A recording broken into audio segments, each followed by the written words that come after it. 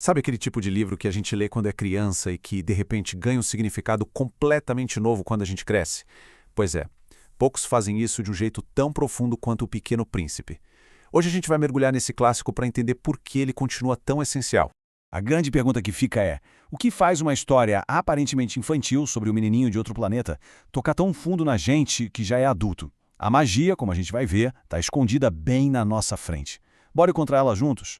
Para a gente conseguir entender a profundidade dessa história, a gente precisa voltar lá na origem dela. E, por mais incrível que pareça, essa é uma história que nasceu da guerra.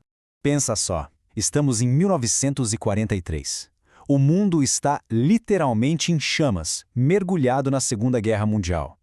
É nesse cenário, sabe, de escuridão e de incerteza, que nasce uma das histórias mais luminosas e delicadas que existem. O autor Antoine Saint-Exupéry era ele mesmo um piloto exilado nos Estados Unidos durante a guerra. E é aqui que a vida dele se mistura com a ficção. O deserto onde o avião do personagem cai não é só um lugar qualquer, é um reflexo do isolamento dele, um símbolo da solidão de todo mundo num planeta em conflito. E é nesse cenário de isolamento total que os nossos dois protagonistas se encontram, o príncipe e o piloto. A dinâmica entre eles é, sem dúvida, o coração da história. E que contraste, né? De um lado, a gente tem o piloto, o adulto pragmático perdido no deserto e na sua própria lógica. Do outro, o príncipe, que chega como um olhar de fora, questionando tudo aquilo que a gente já aceitou como verdade. Um representa a nossa realidade, o outro, a nossa imaginação que a gente deixou para trás. Mas por que o príncipe deixou o planeta dele? Bom, foi por causa dela, a Rosa. Ela não é uma flor qualquer, não. Ela representa o amor, com toda a sua complexidade. Vaidosa, exigente, cheia de espinhos, mas, para ele, ela era única no universo. Era a responsabilidade dele. E antes mesmo de partir, o príncipe já ensina uma lição sobre disciplina com a história dos baobás. Eles são uma metáfora perfeita para os problemas da vida. Se a gente não arranca eles quando ainda são pequenos, eles crescem, criam raízes gigantes e podem simplesmente destruir o nosso planeta inteiro. É uma lição sobre cuidar do que é nosso, por dentro e por fora. Então, o príncipe começa a sua jornada visitando uns planetinhas habitados por adultos. E essa parte da história, olha, é uma crítica bem afiada ao nosso mundo. E os encontros deles são como espelhos do que a gente vive.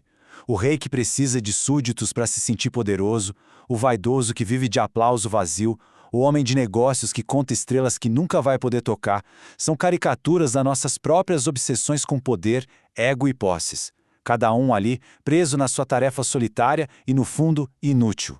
No final das contas, a conclusão do príncipe é simples, mas é demolidora. Depois de ver todas essas vidas, ele só diz: as pessoas crescidas são decididamente muito estranhas. É uma observação de criança que revela a falta de sentido de muitas das nossas ambições de adulto. Mas é aqui na Terra que o príncipe encontra a verdadeira sabedoria. E ela vem na forma de uma raposa que ensina para ele o segredo mais importante de todos. A raposa ensina uma palavra mágica: cativar. E o que isso quer dizer? Significa criar laços. É aquele ritual, sabe? Lento, paciente, de dedicar tempo e atenção que transforma alguém que era só mais um no mundo em alguém único e essencial para a gente. E criar laços traz uma consequência que não dá para fugir: a responsabilidade. Tu te tornas eternamente responsável por aquilo que cativas. É nesse exato momento que a ficha do príncipe cai. A rosa dele não era especial porque era única, mas porque era a rosa à qual ele dedicou o seu tempo. Era a sua rosa.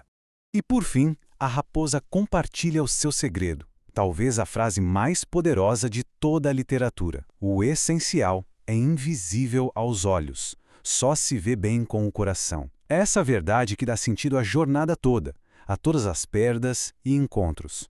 Então, depois dessa jornada inteira, o que a história nos diz que é realmente essencial? O que é essencial, então? Não são os números, não são as posses. São os laços que a gente cria e a responsabilidade que a gente sente por eles. É ter a coragem de olhar além do que os olhos conseguem ver para encontrar o verdadeiro valor das coisas. É a busca por aquilo que, no fim do dia, realmente alimenta a nossa alma. E o final, nossa, é de uma beleza que dói. O príncipe precisa voltar para sua rosa. Para isso, ele tem que deixar o corpo para trás, como se fosse uma casca velha. É o sacrifício final dele. a prova máxima de que a conexão que une os dois é muito mais real e duradoura do que qualquer matéria. E assim, a pergunta do livro fica ecoando na nossa cabeça. No meio dos nossos próprios planetas e das nossas preocupações do dia a dia, o que ou quem é a nossa rosa? Aquilo que a gente cativou, pelo qual a gente é responsável e que dá o verdadeiro sentido para a nossa jornada.